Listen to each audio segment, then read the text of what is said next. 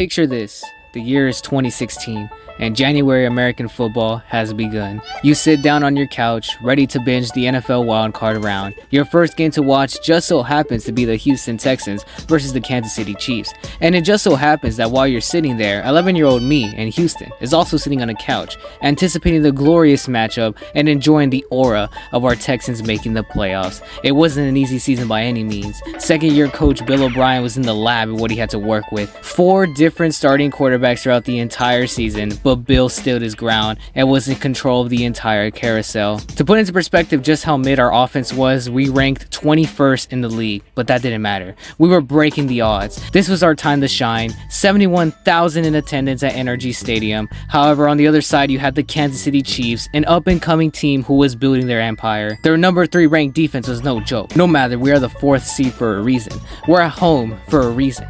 Barbecue is starting. The whole familia has gathered around me to enjoy this moment. Woo, I'm so excited. Out from 6 deep. Wait. Davis across the 50. Davis is gone. Davis starts the clock in the middle. 106 yards. Touchdown, Chiefs. Wow, okay, that is yeah, no matter, we have Brian Hoyer. You see, the thing with Hoyer is that throughout the season, what the fuck, Hoyer? I didn't even finish my damn sentence. What are you doing? But you know what? The Texans defense makes up for the tomfoolery. All right, Hoyer, you got another chance. Hoyer.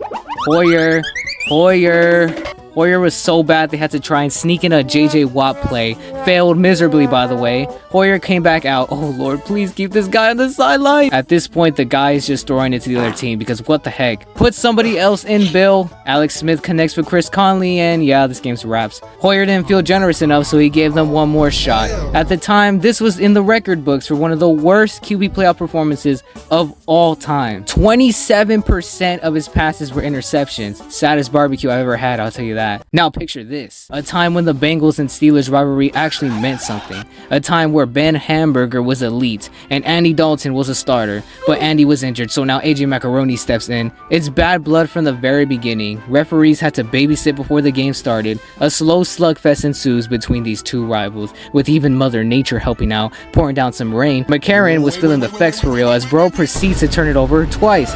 Damn, prime Antonio Brown was something special, man. Brian does one of the craziest catches, the somersault catch, and now Steelers are up 15-0. Things are starting to get physical. Roethlisberger gets injured and has to get taken out, with Landry Jones taking his place. Macaroni takes advantage by leading the Bengals to 16 straight points. Landry Jones then throws an interception with 1:36 left in the 4th. It's all but over at this point. Cincinnati will finally win a playoff game. But no, Jeremy Hill decides to steal the damn game. My goodness, since he's in shambles. This script is going ridiculous. Unfortunately, the script writers wanted to include the downfall of Antonio Brown, so he gets concussed. He will never be the same again. Burfict gets the penalty, and to add on, Pac-Man is pissed too, so he adds on another penalty. 30 yards and penalties later, chip shot to win. Bengals bite the curve 4K. Swear these games are always the slowest. What's with these divisions? Well, you thought that game was a slog. Look no further than the Vikings versus Seahawks. Weather has reached Antarctic levels. I don't know how this game was played, I'll tell you that much. So cold that it's gotten to puncher John Ryan. Bro is skedaddling for that first down, which he fails in doing so. It's legit 3-0 at the half. What the heck am I watching? Doug Baldwin pulls off this ridiculous catch, probably the most exciting thing to come from this game. Hey, at least Walsh is hitting all his kicks. Bro's the only one that showed up, the real MVP of the game, alright? Okay, seriously, how are these highlights 7 minutes? Russ finally waking up. Glorious. We can finally start getting this game moving. Fumble by the Vikings results in a field goal for Seattle. Wonderful. All that work by Walsh squandered. Both teams dilly-dally for a bit until Bridgewater and Mason Rudolph lead a clutch drive to set up Walsh for a chip shot field goal. This is it. We can finally end this excursion.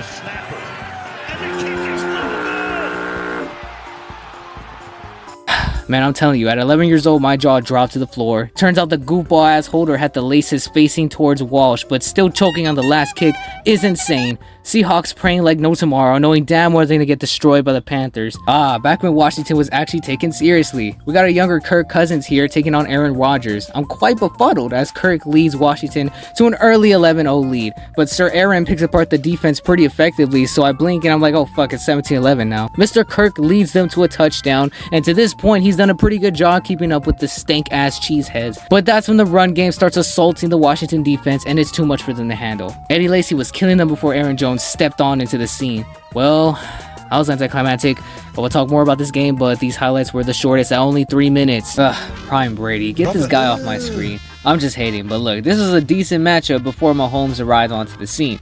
Is what the final score would have made you believe, because to be honest, this game was never even close. The Empire of New England made a team that shut us out look like freaking light work. As a viewer, I was conflicted. Chiefs are getting destroyed, but it's by Brady and the Patriots. Anyway, the Patriots take an early 14-3 lead, one of the touchdowns coming from the legs of Brady. Look at him go. Kansas City fumbling the ball here, yeah, classy. Gronkowski was a damn menace, bro. Forgot how unstoppable this guy was. Sir Alex Smith pulls off this pretty cool throw right here though, highlighting the game for him. Methodically, they march their way to the end zone. Who am I kidding, man? Y'all know the drill. Kansas City cuts the lead to 7, only for Tom to end the game off on this goofy ass deflection play. Swear, everything was going good for this man in the early 2010s. Someone checked the balls, he deflated them again. Dang, the Cardinals were quite good this season. Little did we know that we were about to watch quite possibly the playoff game of the decade. You wouldn't have thought that at first though, since Rodgers got his buns jiggled back in week 16 against this same team. But Rodgers had vengeance in his mind. Palmer wasn't having any of that though, so he throws a quick touchdown on the second drive. Rodgers throws his ridiculous ball to Cobb, and he one-hands that ball, but womp womp, offsetting penalties to poop on the parade. Add in Cobb getting injured on said play just to add salt to the wound. The hair of Rodgers covers his eyes. They've just poked the bear. Using the acquired aura in him, Rodgers throws it to the other team. But wait, goofball defensive lineman gets called for hands to the face, so that pick 6 gets called back. Now this time Rodgers throws an incompletion instead of a pick 6. It's 7-6 at the half, nothing too extraordinary, but the second half will be the thing of legends. You wouldn't think that at first though, as Rodgers felt pretty bad for that callback pick earlier. Don't worry though, Palmer throws it right back to them. What are we playing, hot potato guys? Eddie Lacy takes matters into his own hands and makes a big gain, followed by a touchdown by Rodgers. Palmer overthrows his easy touchdown pass. Bro is getting a little nervous now. Fitzgerald is here to save the day. This guy was just unstoppable. He can't save Palmer from this throw though. He's throwing near interceptions. You can tell this guy was shivering his timbers. He locks in at the last moment for this touchdown. I don't know how he pulled it off. This was just straight luck in my opinion. Anyway, Green Bay turns it over on downs and Arizona can end it right here. But Mr. Bruce Arians, the coach, decides to throw it despite Green Bay having no timeouts. I don't know about that one, sir. No matter, they hit the field goal. 4th and 20 for Rodgers. There's absolutely no way he gets out of this, right? Right, Arizona? Bro, how in the world did Janis get that wide open? Okay, 5 seconds left. One last prayer for Rodgers. Rodgers is going to roll away, throws it up in the air, says a prayer, and Janis does not stop it. Are y'all being for real right now? And it was Janis again. What the heck is happening right now? This play right here will be played for generations, I'm telling you, man. Overtime now and Cardinals get the first dibs. You thought that Rodgers' play was play of the game? Well, Palmer overshadows that with a crazy throw to Fitzgerald, who almost takes it to the house. This was a career-defining game for Fitzgerald, I'll tell you that. And how else to end the game than a quick shovel pass to Fitzgerald for the easy score. This will forever be remembered as one of the greatest playoff games of the 2010s. What a showing, I still remember it to this day. Looking back, this game was so goofy. Prime Newton and the Panthers were quite unstoppable force this season, and for the first half, it seemed like Seattle didn't even show up.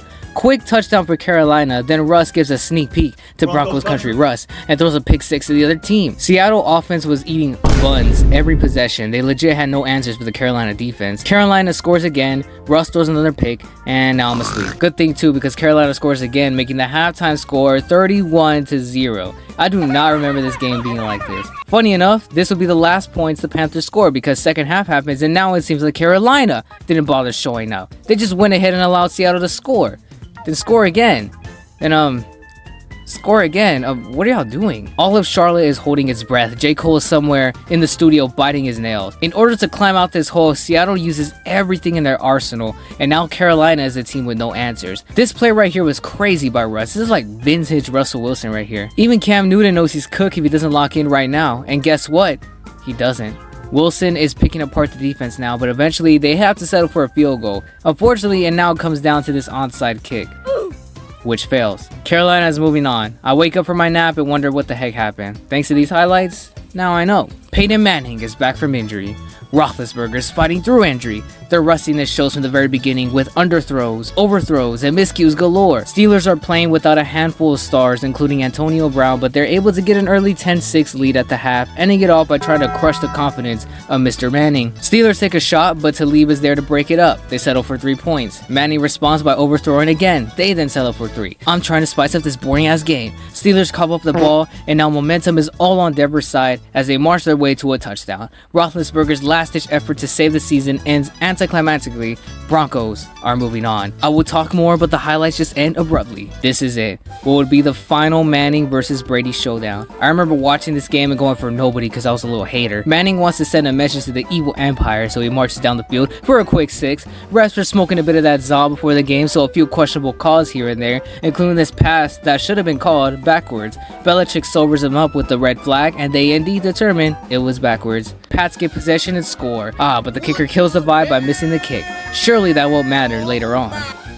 Furthermore, Brady is eating dirt almost every time he drops back. This makes Tom quake in his boots, and he ends up forcing this pass to Gronk, which ends up in the hands of Von Miller. Manning makes out with Von Miller on the sideline. He then throws his clean-ass pass to Owen Daniels. Here we go. Here comes Brady, though. Look at him go. Brady gets put on his ass on this play, though, and it ends up in a pick. It's 17-9 at the half. Manning wants to try himself, and he runs for 12 yards. Look at him go. Von Miller continues to bully Brady. Nothing new to see here. Manning misses this wide-open pass right here, which sucks. Brady starts to lock in, and then they get to this 4th and short. Hey guys, Brady's doing pretty solid right now, so you know what we should do? Have him do his cute-ass play where he turns around and does his 360 pass to Edelman.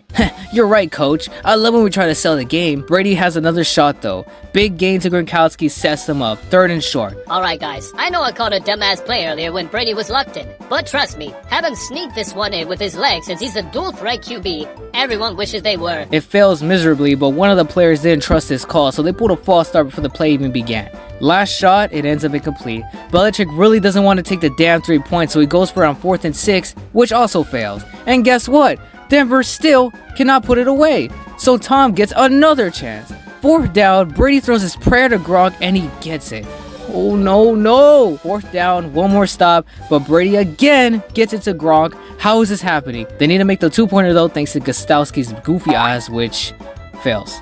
Yes, thank you. No Patriots. Broncos are going to the Super Bowl. The top 2 seeds in the NFC duking it out in the championship round. Carolina gets off to a quick start and jumps to a 10-0 lead. As if Charlotte couldn't get any louder, Newton throws his bomb to Brown for an 86-yard touchdown. Cardinals getting upset at each other. Yeah, it's already wraps. I don't know about y'all, but I was already seeing the cracks form with Palmer's throwing in the previous game. Carolina strip sacks Palmer. Arizona manages to score, but here's when the miscues start happening. The muff putt turns into a super cam touchdown. This can't possibly get worse, but it does because Palmer loses the ball again. Don't worry though, Newton threw it right back to them. But yes, worry because Palmer turns it over again. Wild interception, by the way. Newton does his nasty stiff arm just to add on to the disrespect. Oh, stop. That's somebody's fault or Cam. Cam is feeling himself now. He rushes in for the touchdown, putting them up by a landslide. This game never even gets close. Palmer would attempt to not go down without a fight, but he throws a touchdown to Carolina instead. So disrespectful, man. Look at this Cardinals. They're damning on y'all, man. Well,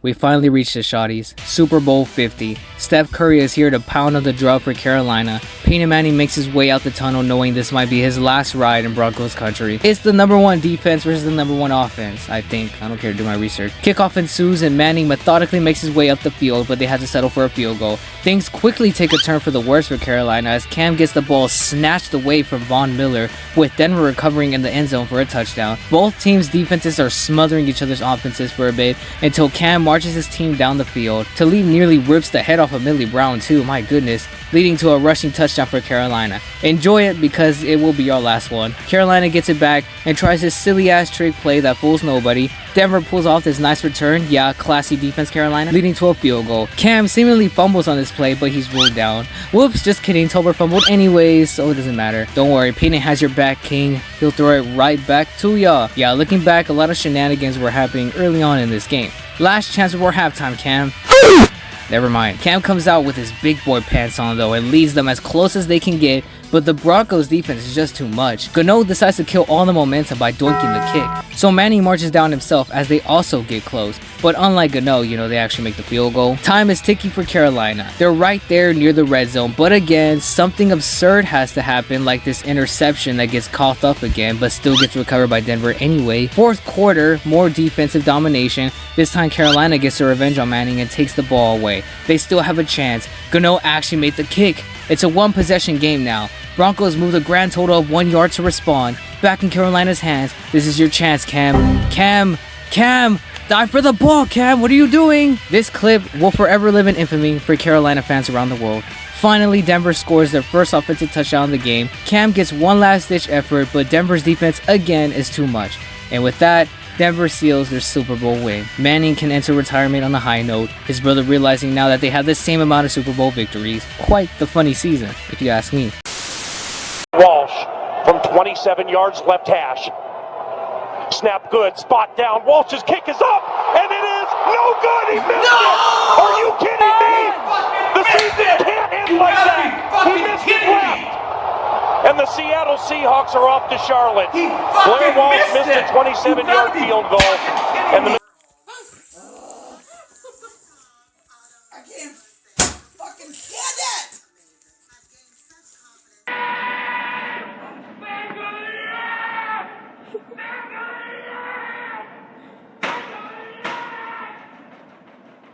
He missed it! He fucking missed it! He fucking missed it! He fucking missed it! He fucking missed it!